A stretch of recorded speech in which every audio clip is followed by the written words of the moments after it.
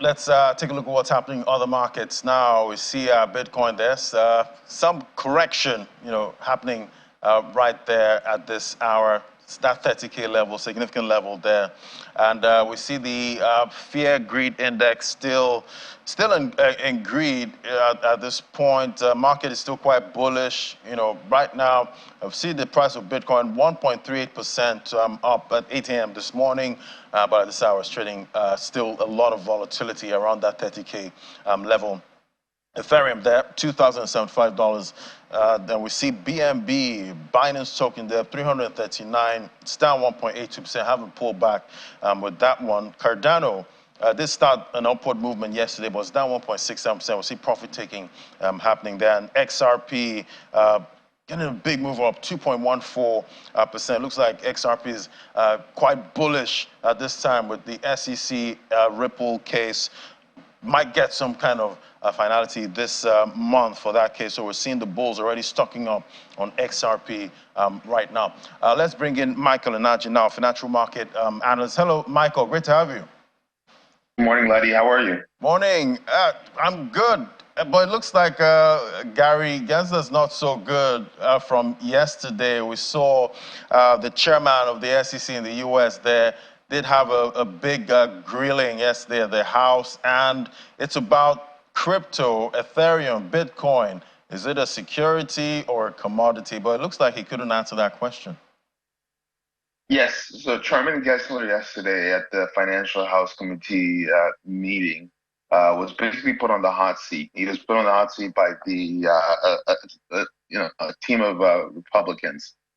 Basically, what happened was they asked him just point blank. The number one thing he was grilled on was, is Ethereum a security?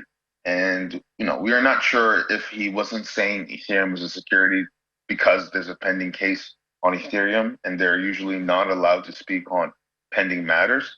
So that's something to look out for. But I really do believe that with the enforcement actions that have come from the SEC and how they've handled crypto, it's been a very negative.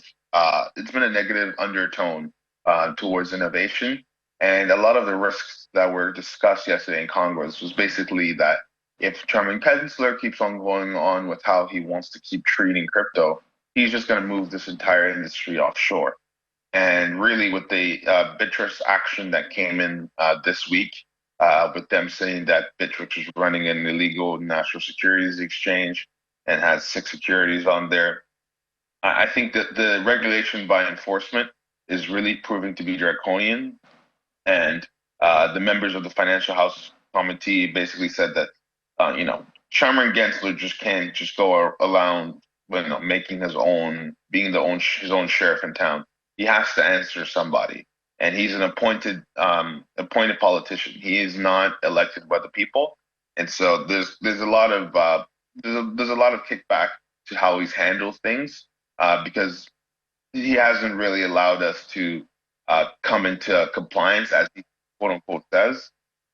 So that's one thing that was a key takeaway from the meeting. So definitely the lawmakers are hearing from the constituents, and the constituents are just unhappy that they're trading billions of dollars of these assets, yet the SEC has such a negative undertone, and and the clamor that they're all securities just isn't realistic. There has to be some new kind of legislation that's drafted to accommodate these and bring them into the law and make them products that retail can touch in a safe manner.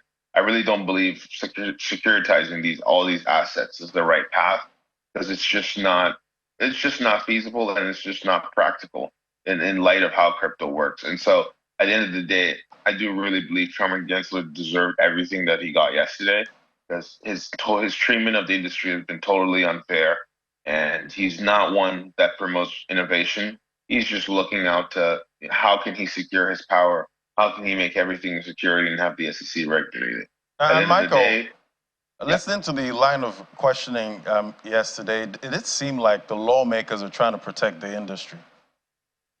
Yes, they are. It's a massive industry, and some of them do recognize the importance of Bitcoin.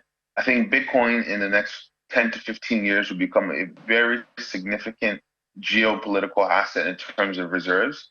And by what Chairman Gensler is doing, he's probably putting the United States a couple years back in terms of the whole geopolitical play. And some people recognize that.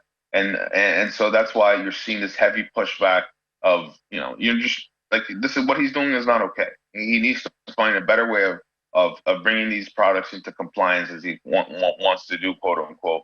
And at the end of the day, this is a huge geopolitical bluff for the United States to have all its crypto companies move offshore to a place like China and Hong Kong or in the UAE. It's really a big loss that crypto would have flourished here just to leave. And the lawmakers really don't want to see that happen. And so that's why they're really fighting to see what they can do to ensure that crypto stays onshore. And not only does it stay onshore, that it thrives and grows into the industry that everyone knows that it can become. And so the first thing they said is they need stablecoin regulation. And so, it's the easiest thing to do is stablecoin regulation because it's very obvious what you're doing. You're trying to create a tokenized cash product. And so there's no reason why we can't have, solid rules around this offering. And so it's just it's an indictment on the SEC of their failure to bring this entire industry into compliance. All right, Michael, I guess that whole hearing was quite bullish for the industry and for Bitcoin, I guess. but what do you see? What are you seeing for Bitcoin price action going forward? I think going forward, this rally still has legs. Right now, I would say we probably will cool off for a bit before continuing higher. But I think the final target of this rally is between $40,000 to $50,000 Bitcoin. I think we get there and then we reassess. But the target right now is 40 to 50,000. Obviously, it's not going to happen today or tomorrow, but that's the target I'm expecting in the next, I would say, 100 to 120 days. Yeah, so I think that's the more how this price just creeps up when you're not. It looks like you're not even watching. Next thing you see, it's there already. Yeah, with the bank failures, how could you not? The money has to leave the system somehow. And that's what you're. All right. Thank you so much, Michael Naji, financial market analyst. Thank you. Thank you, Larry. Bye-bye now.